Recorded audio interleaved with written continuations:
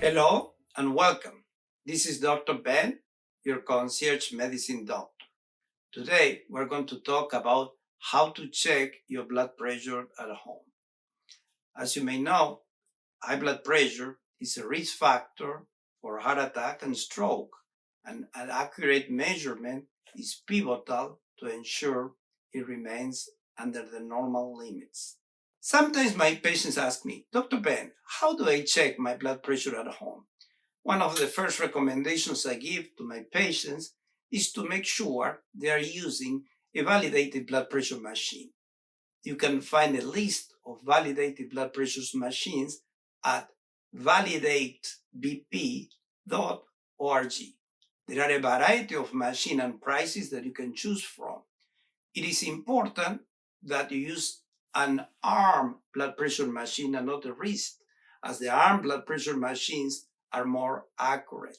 I'm going to give you some tips to get an accurate blood pressure reading at home. You need to have a blood pressure cuff that fits your arm.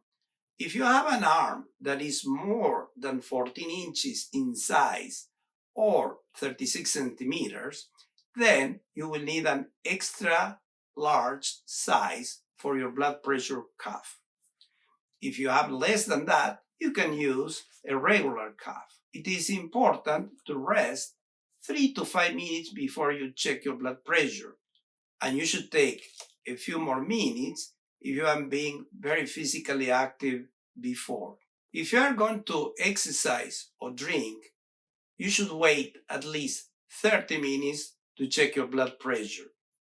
It is important also to have supported back and feet. You have to have the back leaning against the chair and both feet should be on the floor.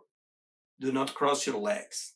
Put the cuff on your bare arm and avoid talking or listening. Talking or active listening can raise your blood pressure level up to by 10 points. And make sure you empty your bladder before checking your blood pressure. The most important tip of all, and if you're going to remember just one thing of this talk, this is the one. Your arm should be at the height of your heart and should be supported either with a book or a piece of cloth so if it's relaxed.